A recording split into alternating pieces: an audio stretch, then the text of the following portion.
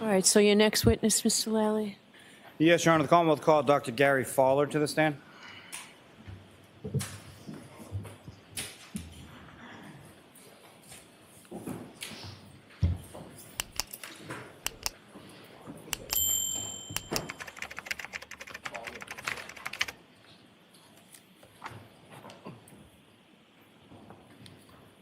Just watch your step for me. Step right up. Raise your right hand, please. You solemnly swear the evidence you give the court and jury in the case in their hands, the truth, the whole truth, and nothing but the truth, so help you God. Thank you. Thank you. That's it.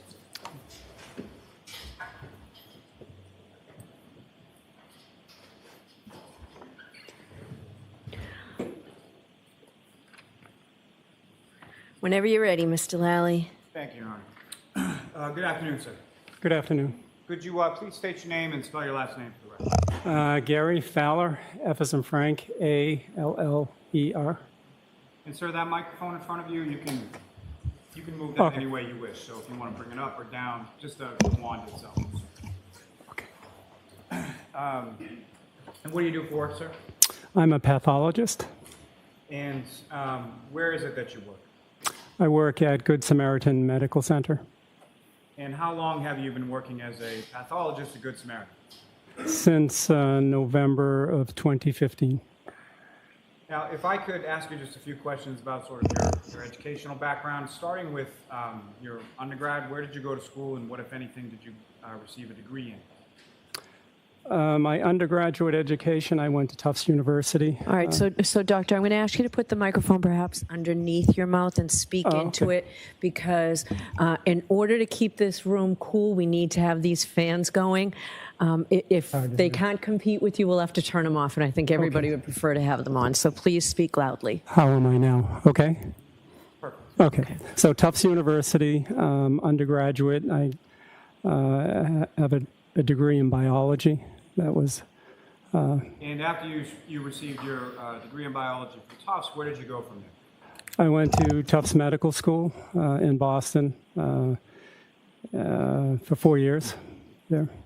And after you graduated from medical school, where did you go from there? I went to a residency in pathology, anatomic and clinical pathology at Tufts Medical Center. So I stayed within the Tufts system. Okay. And how long was that residency? That residency was, at the time, pathology residency was 5 years. It's now 4 years, I believe, but it's a 5-year program. I finished the residency with chief of resident in pathology, my 5th year. And then following your residency, where did you go for work from there? In 1996, I finished residency, and my first job was at Kearney Hospital, beginning the end of June of 1996. And how long did you work at the Carney? I'm still on medical staff at Kearney, so ever since I was transferred to help Good Samaritan Medical Center in 2015. My full-time job is at Good Samaritan now since 2015, but I still cover Kearney Hospital every now and then. And are you board certified? I am board certified in both anatomic and clinical pathology. Now, you've used that term, and just if you could explain to the jury what your understanding of that term is as far as pathology and sort of the difference between anatomic pathology and clinical pathology. Sure. Pathology, there's two subspecialties, I guess, in pathology. One is anatomic pathology, which is basically if you, as a patient, go to a hospital or have a biopsy, or a tissue biopsy, or an excision, or anything like that, it comes to the pathology department, and an anatomic pathologist is responsible for making the diagnosis for that patient. So we abbreviate that as an AP, anatomic pathologist. So in residency, you can also train to become a clinical pathologist. And clinical pathologist is a pathologist who basically deals with, to put it simply, if if you have a blood test that goes to that gets sent to the lab, we are essentially responsible for the quality and the safety of that blood test to help ensure the lab tests that are done on the specimens are accurate. Now, with regard to your position at Good Samaritan, what is it that you do at Good Samaritan? What are your sort of duties and responsibilities in relation to that hospital? I am the chief of pathologist at Good Samaritan Medical Center. Also the laboratory medical director. So my job at Good Samaritan is to ensure, quality of both the anatomic pathology side of things as well as the clinical pathology side of things. Ultimately, my job is to help ensure that any laboratory report coming from Good Samaritan is accurate. Now, the lab at Good Samaritan where the testing is done, is that accredited? Yes, it is. And can you explain to the jury sort of what that accreditation means, who it's by, and sort of what goes into that accreditation process? We are accredited by the College of American Pathologists. We abbreviate that as CAP, if I mention that later, just so you know. And the accreditation process, this CAP has been in business for 75 years or so. They, according to their website, are the preeminent accrediting body for medical laboratories. So what that means is every 2 years we have an in-depth laboratory survey. That's every 2 years, and there are over maybe 3,000 elements or checklist requirements that the CAP will look at in our lab, which ranges from anywhere, for quality, mainly quality control, making sure that we have enough staff members, just about anything that can affect a laboratory result. There is essentially a checklist requirement that we need to fulfill and pass. So that's every 2 years. And is that accreditation, is that up to date as of now? Yes, it is. We will be having another inspection. Our window opens in July, so it's coming up. We have a 3-month window where the CAP can come anytime unannounced. So. And was that accreditation up to date prior to January 29th, 2022? Now, as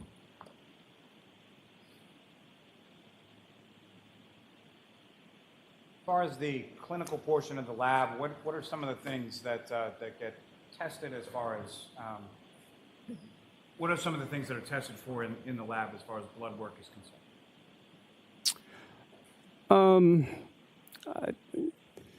Many different things. As probably all of you know, when you go to a hospital, you have your blood tested, and the physician is looking for different tests such as like a sodium, a potassium, a chloride, some basic tests that if they show abnormality, that could help the clinician make a diagnosis on you. So the most common things would be like a glucose, sodium, potassium, chloride, stuff like that. Now, there's some sort of like standard algorithm for things that are tested, or does it sort of dependent on the patient's presentation? I think it's depends on the patient's presentation. There's no standard ordering test that one can order. So it depends mainly on what the doctor is thinking and his differential diagnosis. He will order, a variety of different tests. Some tests are pretty standard. When you go to a hospital, they might order, the test that I just talked about, a CBC. They want to look at your complete blood count. Just a little louder, please. Okay, sure. Things like that.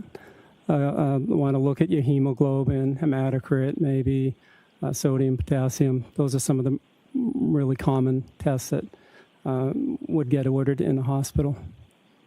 Now, as far as drugs of abuse, including alcohol, is that something that's dependent upon the presentation of a patient to your facility? I think an alcohol test or drug of abuse test is not a routine type of order or test. It all depends on if the clinician or the primary care physician is suspecting could be, drugs of abuse or alcohol on board, and they need to know, if so, to help treat the patient. Now, would that also include sort of a patient that presents in regard to a mental health status or Section 12 drugs of abuse? Would that be somewhat standard in relation to testing or blood work that's done in relation to that kind of patient? As far as Section 12, I do not know if there is a standing order for a routine ordering process for a patient that is admitted to Good Samaritan under Section 12. So I'm not sure. Would that be abnormal, though, as far as doing a blood draw and testing for alcohol and someone presenting on Section 12? I don't think so, no. Now, with regard to a blood draw in Good Samaritan Hospital with reference to testing for alcohol specifically, what, if any, sort of policies or protocols are in place in reference to that type of blood draw?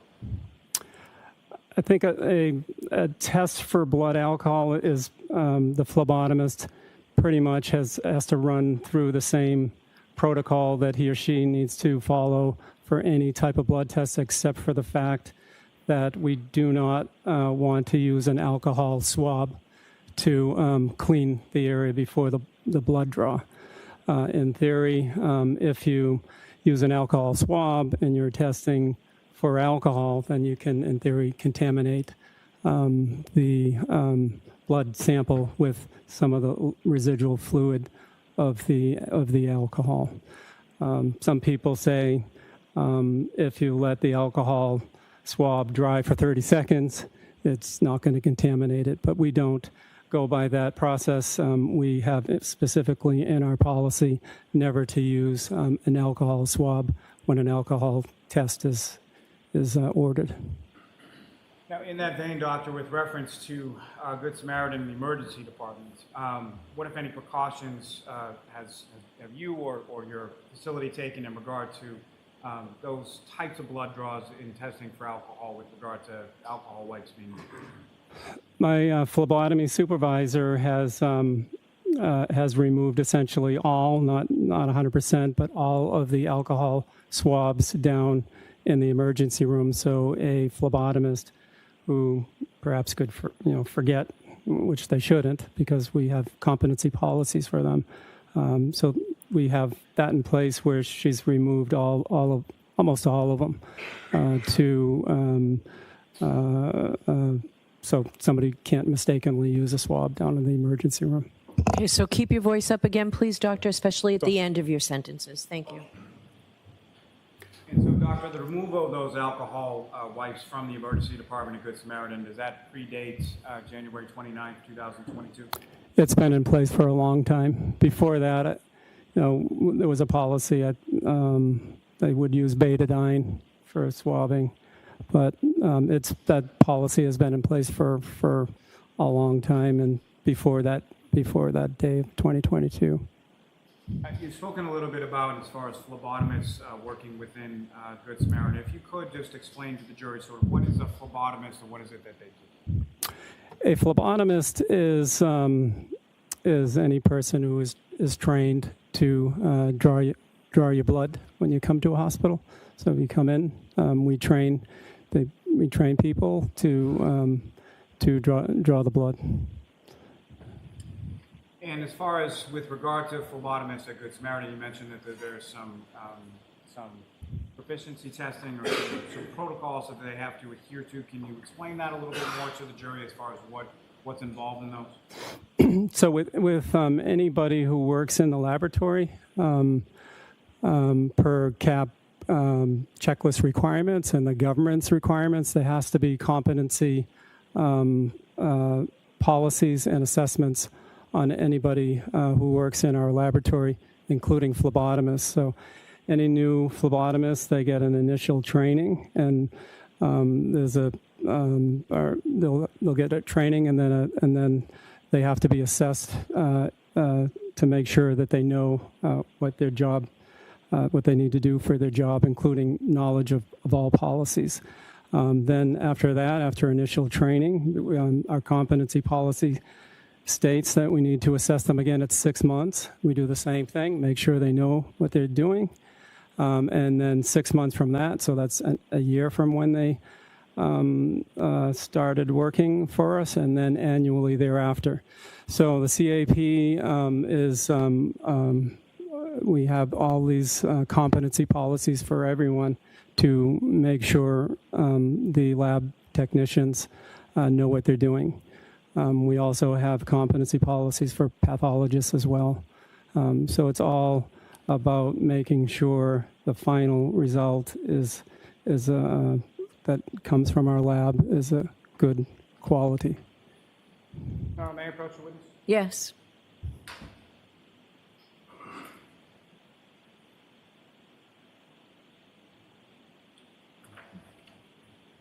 I'm showing you two sets of documents. If you could just look at those and then look up on the screen.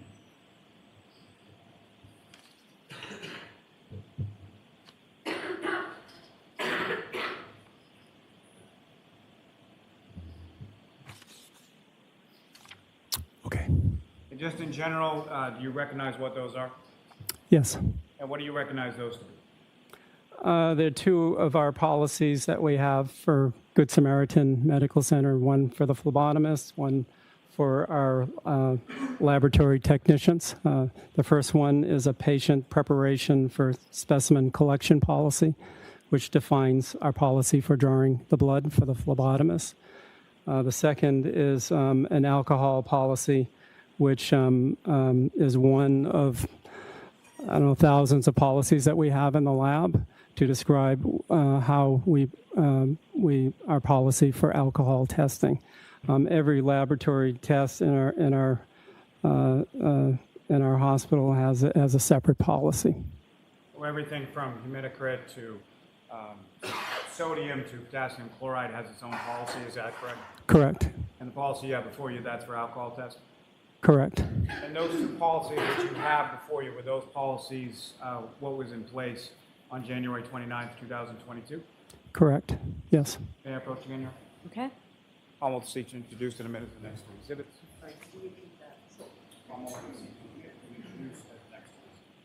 Any objection? No objection, Your Honor. All right. So, Madam Court Reporter, I don't think we marked SS into evidence.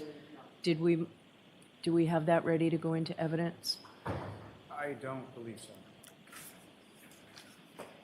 All right. So these instead, Madam Court Reporter, will be the next two exhibits. Thank you. And what is 107, Madam Court Reporter?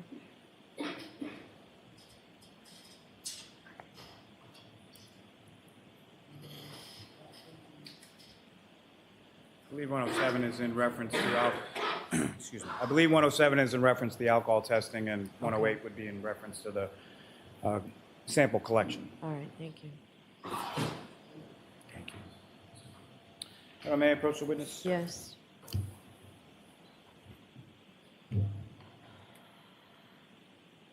I'm just showing you a document as far as some medical records. Are you familiar with those records? Yes. Those records are in relation to a patient named Karen Reed that visited the Good Samaritan on January 29th, 2022. Is that correct? Correct. Now, with reference to, may I approach again, Your Honor? Just Yes. Sure.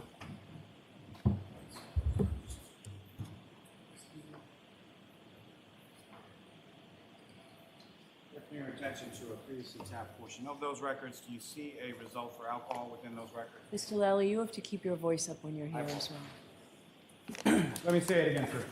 Doctor, with reference to those records and the page that I've opened up to, do you see a record in regard to a lab result for alcohol testing with regard to Ms. Reed? Yes. And what is it reported as, sir? It is reported at 93 milligrams per deciliter. And is that, as far as milligrams per deciliter, is that a relatively standard way of reporting an alcohol result? Yes, it is in our hospital systems. Could you explain to the jury sort of milligram per deciliter what that reading means as far as the metric that's used there? Well, it means 93 milligrams of alcohol per deciliter of the blood. And as far as, if you could, explain to the jury sort of the testing process or the protocols that are in place at the Good Samaritan. So the blood is drawn by the phlebotomist, and then what happens from there as far as the testing is concerned? Okay, so Before you do that, Doctor, so we might have to turn off the fans, which we don't want to do. I really need you to keep your voice up so that the court officer over there, so that folks down there can hear you. okay, so at Good Samaritan, I can go through the process. The doctor will order the test in the emergency room. We have 2 phlebotomists down in the emergency room. That test will print out, the order will print out down in the emergency room. And it will print out a label for the blood tube. It will print out on that label the color of the blood tube to be ordered, and will also print out what on the label what is to be tested in our lab. So that order will be seen by our phlebotomists in the emergency room. They will then locate the patient and perform the venipuncture or the blood draw, and use the correct tube. They'll go through their process of one of the most important processes in testing somebody's blood is accurate patient identification. So within our policy, we ask the patient to state his or her name, first and last name and date of birth. We have them say it out loud to make sure we have 2 forms of identification. Once that's confirmed, there is also a bracelet on the patient, so we'll match it up with a Good Samaritan ID number. So the first step is to make sure we have the correct patient. So then the phlebotomist has the order in front of her or him and uses the correct tube. Before drawing, they have to find the correct vein, the good vein for the patient, which is usually in the forearm antecubital fossa area. They will find that vein. They will cleanse the area with a non-alcohol swab, which in this case the order was for alcohol. All right, so doctor, I'm sorry. I'm going to stop you. I think part of it is that you're saying so much and your voice is fine, and then it drops, and it's fine, and then it drops. So Paul, can we turn the fans off, please? It's important that all the jurors hear everything you say, doctor. Yeah, sorry. Okay, so but speak into the microphone. I'm going to bring it really close. All right, this should be better with and that. hopefully you can turn it back on when I get better at this. So I'm sorry. It's hot. I'm hot too. One is we make sure that it's correct patient identification. We use the correct tube. We draw it. We don't use an alcohol swab. We use one that doesn't contain an alcohol in that. Then the phlebotomist will then put the labels on the tube or tubes in front of the patient, then bring it back to his or her area, make sure they sign their name they initial their name on the tube as well as the time. Then it will be put into a bag, and in the emergency room it goes through a chute and it goes directly to our laboratory for testing. Once we get it, it's called receiving the blood work. A technician, lab tech in our lab, will scan. There's a barcode on the label. They'll scan it, and that will put the document the time that we received it. They will also manually enter the name of the phlebotomist and the time of the blood draw, so we have accurate records of what we received and the time. Once that's done, it's entered into our system, and then the technician will decide what needs to go next. In this case of an alcohol test, we're using a green top tube, which has lithium heparin, has an anticoagulant in it. It's to prevent clotting. So we'll get that tube, and once it's entered, we will centrifuge it. And that is centrifuged for about 10 minutes or so, so that we can separate the layers of the blood. In the blood, when you first see blood, it's all red, and there's no separation of the elements. But within blood, there are red blood cells. There are white cells or inflammatory cells, and there's the liquid portion of the blood. So for alcohol testing, we there's an anticoagulant in it, and so we will centrifuge it to separate the different layers of the blood. The different layers, the red cells will go to the bottom, and the aqueous portion or the plasma portion will go to the top. And when we test for blood alcohol in our lab, we're testing the aqueous portion or the plasma portion of the blood. So that's why it's important for us to centrifuge it and separate the components. Once that is done, that takes about 10 minutes or so, maybe a little bit longer. Then that tube will be brought over to our machine, which is a Roche Cobas machine, and it will be put onto the machine, and that machine will test for the alcohol or whatever else is ordered on the patient. I think I covered everything. Now, with regard to, you used the term a couple times as far as a centrifuge, can you describe to the jury sort of what that is and how that instrument works? Sure. So when the tube that we take is a blood tube, and we want to test the aqueous plasma portion of the blood, and the only way to get that plasma portion or the watery solution of the blood is we put it in a centrifuge, which will spin the blood at a rapid rate, something like 3,300 RPMs or so, which is fast, and it will separate the blood into those three layers. Also, in the tubes that we use is a gel that comes in the tube, and it nicely separates the red blood cell component from the water or aqueous plasma component, and keeps those two portions of the blood separate to make it easier for us to test on our machine. Now, as far as the blood testing is concerned, is there a difference between sort of what's known as whole blood versus serum and plasma? There is a difference. Whole blood is basically the whole blood. When somebody has a test drawn, and if we test something on the entire blood without separating it, that would be whole blood.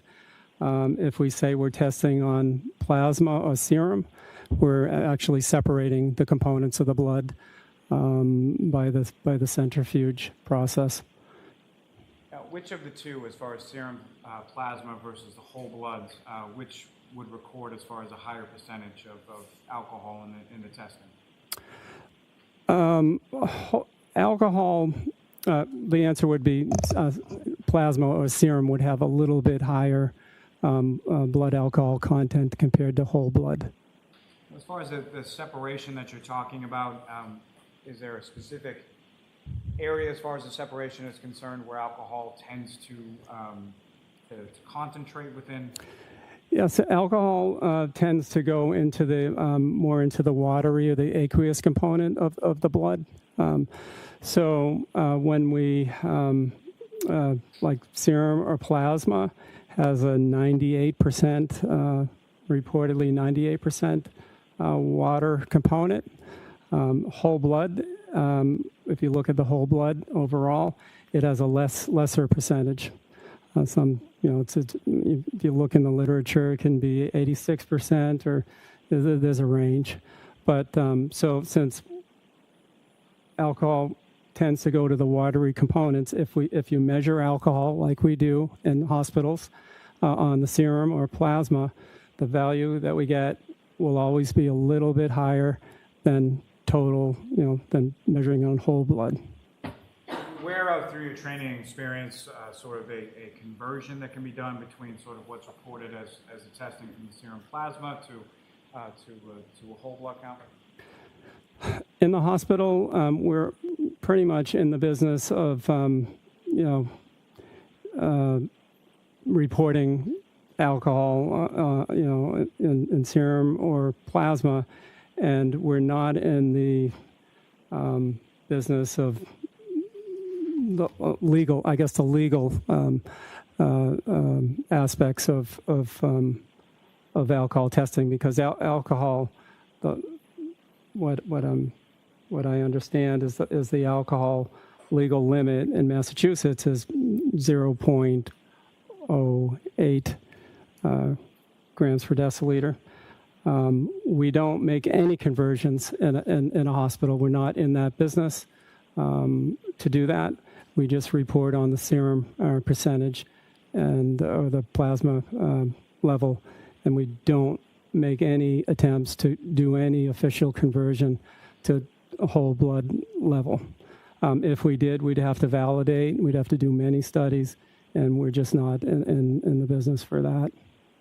And I understand that's not how it's reported within your record or at your facility. What my question is, are you aware of a process by which you can sort of then mathematically convert from milligrams per deciliter to a gram?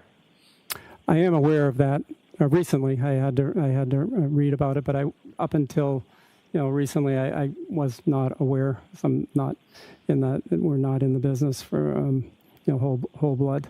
But there is a formula. I do know about it, and it's there is a if one wants to convert a whole a serum or a plasma level to a whole blood, there are formulas that basically you need to. It's a simple formula, but there's varying opinions on which formula can be used.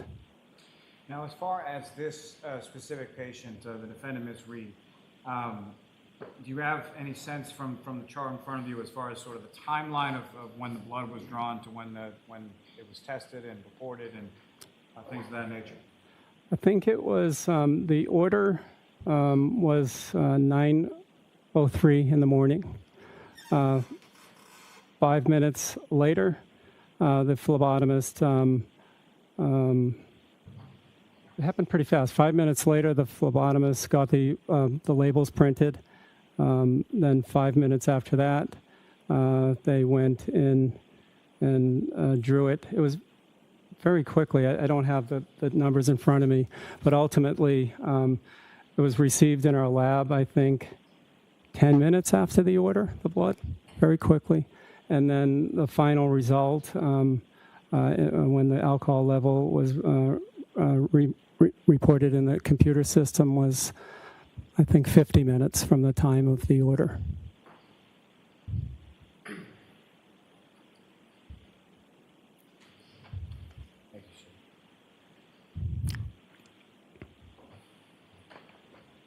May I approach? Yes.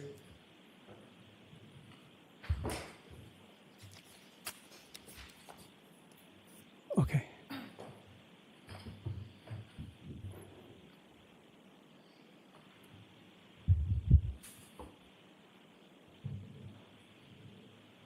And that lab result done pursuant to the testing and the policies and the protocols and everything in your lab was 93 milligrams per deciliter. Is that correct? Correct. Thank you, doctor. I have no further questions. Cross-examination? Good afternoon. Good afternoon. You testified that hospitals are not in the legal business of calculating BACs. Do you recall that testimony? Yes. And you'd agree that there are differences between screening tests that are conducted at hospitals and forensic tests that are done in labs, correct? Correct. And the purpose of testing in sort of a clinical setting at a hospital is to assist in the quick diagnosis and treatment of a patient. Is that right? Yes, correct. And so your priorities may be different than those if you're at a forensic lab where the goal is to ensure accuracy and reliability at all costs, correct? I don't agree, not correct. Well, hospitals use serum tests to screen for the presence of alcohol, correct? Correct. And you'd agree that serum testing does not measure alcohol directly, but it actually measures the presence of NADH. Correct. And NADH is the byproduct that's created when the body breaks down alcohol. Correct. And the reason hospitals use a serum test rather than a whole blood test is because it's quick and efficient and you can get test results within 20-ish minutes. Does that sound about right? Correct. And you'd agree that NADH, which is what serum essentially tests for, can also be elevated by factors other than alcohol in the blood.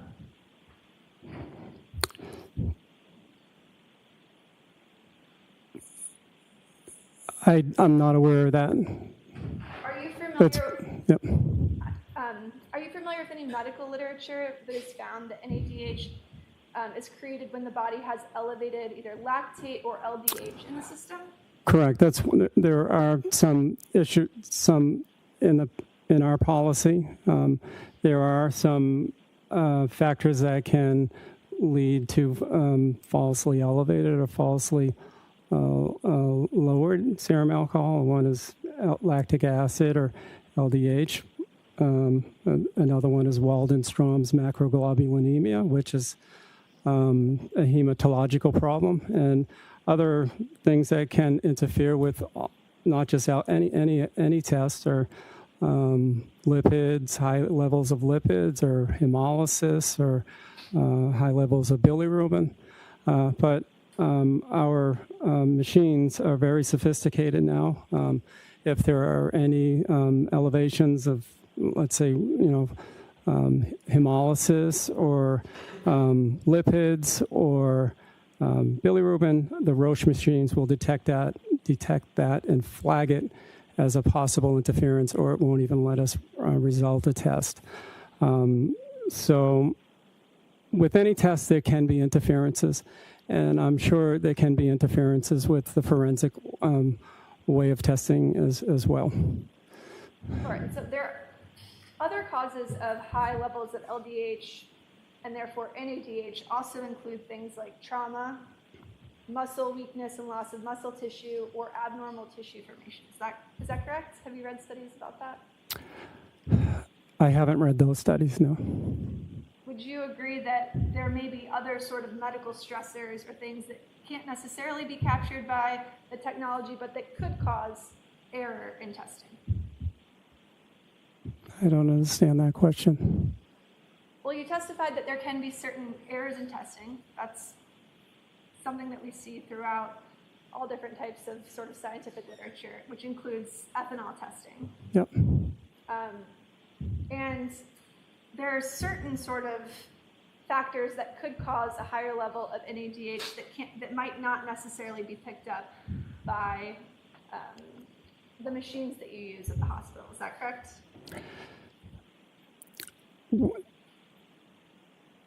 I am not familiar. If there is, it's not not a common phenomenon. Our methodology for doing many tests are based on this NADH enzyme methodology, and we've never had issues with it. I read a lot. I haven't read about major faults of our methodology for testing.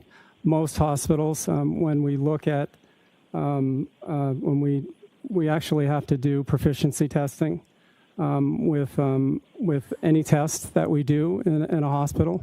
So 3 times a year we get sent unknown levels of alcohol, and 5 samples to be accurate, 3 times a year, and we're able to look at not only our results, make sure they're correct, but we're able to look at how, what other hospitals are doing across the nation.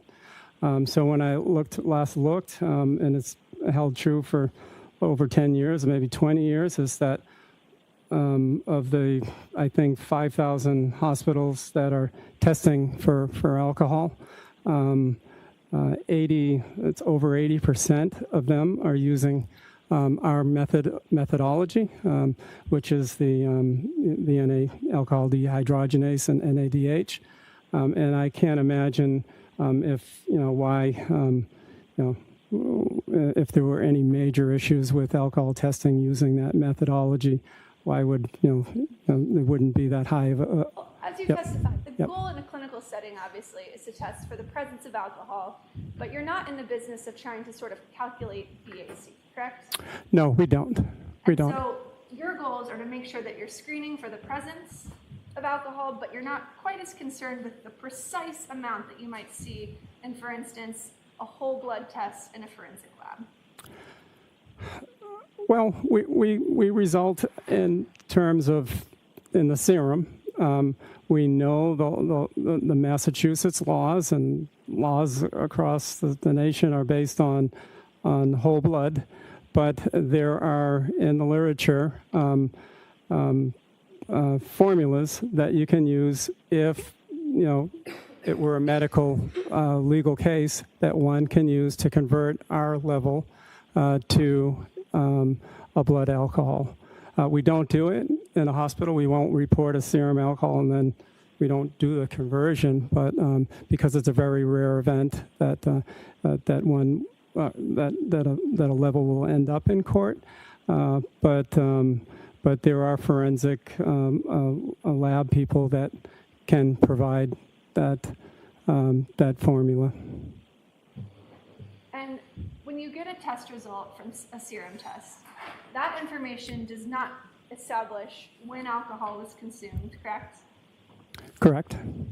And so you're just looking at a specific point in time to say this is what the serum test reflects at 9:08 a.m. on January 29th. Correct. Thank you. No further questions. All right. Mr. Lally, any follow-up? Just briefly. As far as the interferences or anything that would lead to elevated levels from your review of Ms. Reed's chart, was there anything like that present there? I didn't see anything. No.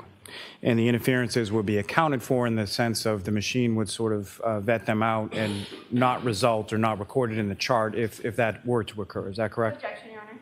The form of the question, I'll sustain the objection. You can ask it differently. Sure.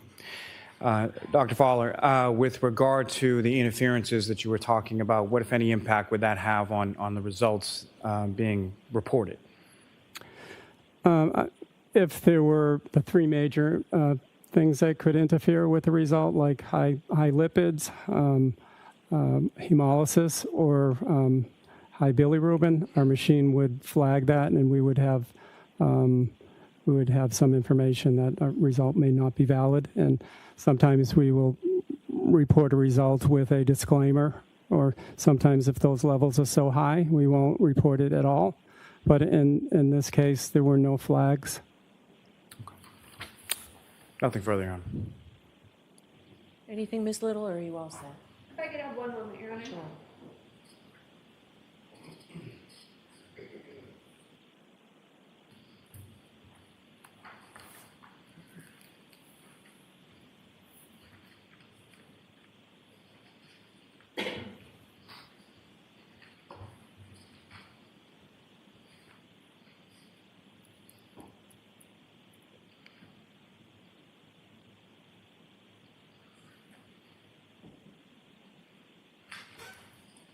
Just one moment, Your Honor.